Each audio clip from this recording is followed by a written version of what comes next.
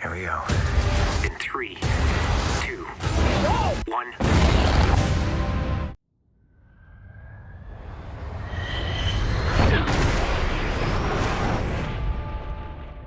I think Top Gun Maverick should have won the Oscar. What do we have here? God, here I thought we were special. Fellas, this here's Bagman. Hangman. Whatever. What the hell kind of mission is this?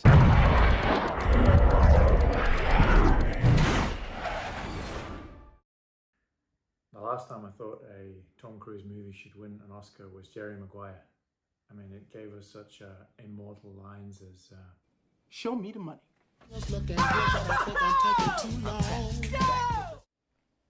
You complete me. And You had me at hello. You had me at hello. which have been referred to and parodied in so many movies afterwards.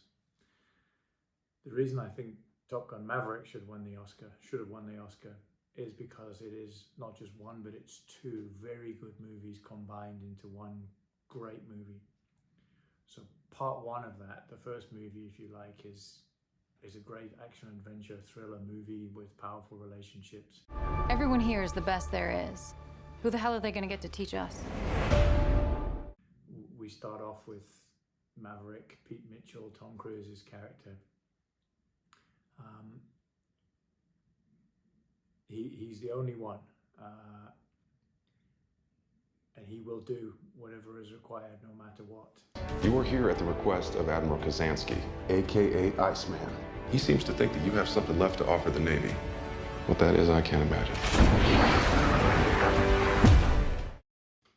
And he becomes the fastest man alive.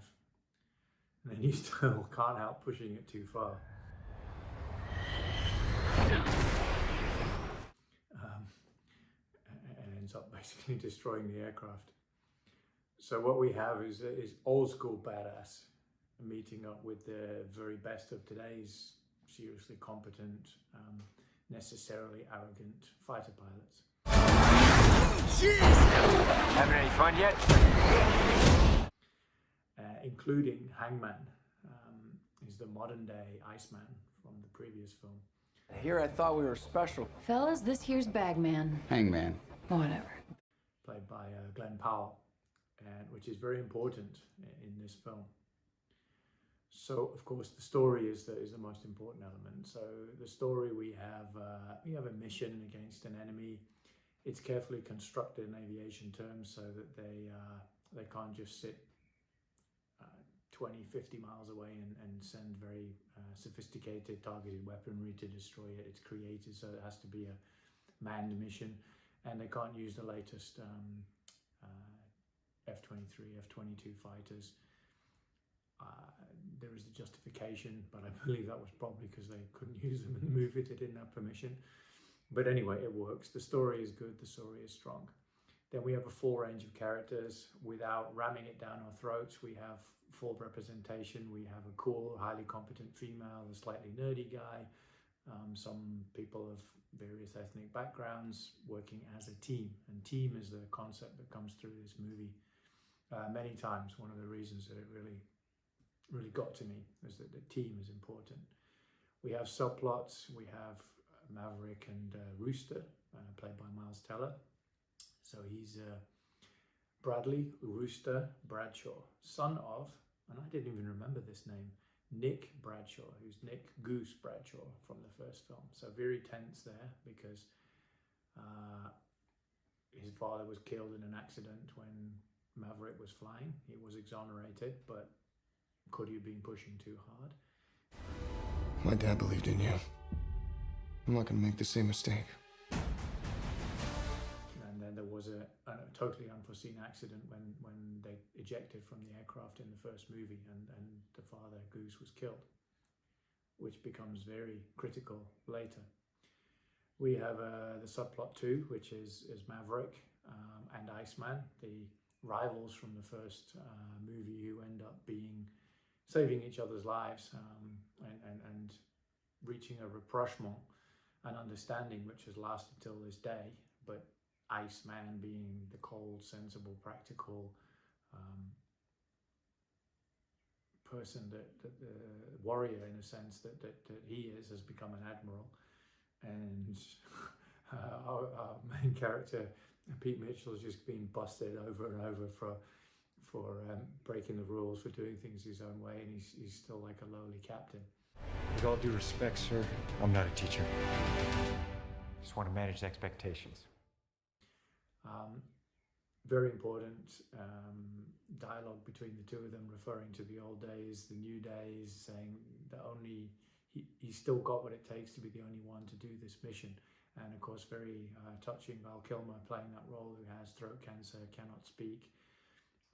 His words being dubbed into the film finally, having been recreated by AI from samples of his real voice when he could speak. Very touching, emotional scene. Then we have the love story. Kelly McGillis not returning. Not going to comment on why. And the amazing Jennifer Connelly coming back as Penny Benjamin, and the reference back to the first movie, the time you went ballistic with the Admiral's daughter.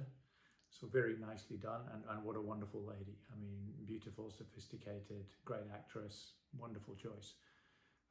And just right for the movie, for this grizzled, almost old-timer pilot who needs to calm down. He needs to learn to be happy, other than when he's doing Mach 2 with his hair on fire. You're not going to be happy unless you're going Mach 2 with your hair on fire. You know that. No, it's over. It's just over.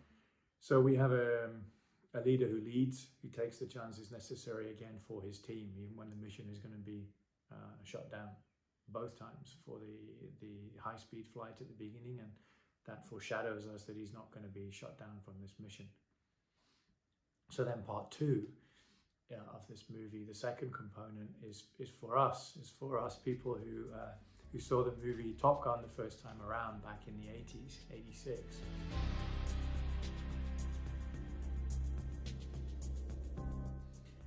And very, very difficult for them to do this, and I think that's my area of most respect for the filmmakers, what they did to blend it very carefully with the old movie, with not too much that alienates people watching it for the first time, but so many lovely Easter eggs for us. There was a legend that the original movie boosted US Air Force and US Navy recruitment by 500%. That was later disputed, but at least maybe 8 to 10% boost. And after this movie, I was always interested in aviation, and I was the only one of the 6 of us who agreed, after watching this movie, we'd go to the Royal Air Force recruitment station the next day. I was the only one there, but we were all like, yes, we're going to do this. We were all so moved by that original movie. I bought the jacket. I have an original US Navy jacket. I have the original Ray-Bans from that era, thanks to the US Air Force, who gifted me a pair when I did a TV piece with them. When I could afford it, I bought the Kawasaki Ninja motorcycle. I never got the 900 that Tom Cruise was riding in the first one, but I did get the 600. It's part of our life. I was one of the clowns who was in the nightclub singing, "You never close your eyes anymore when I kiss your lips. There's no tenderness like before in your fingertips. You're trying hard not to show it, baby. But baby, believe me, I know that you've lost that love and feeling. We did all those things. It was an icon. I mean, he gave us so many lines. I feel the need for speed. Ow!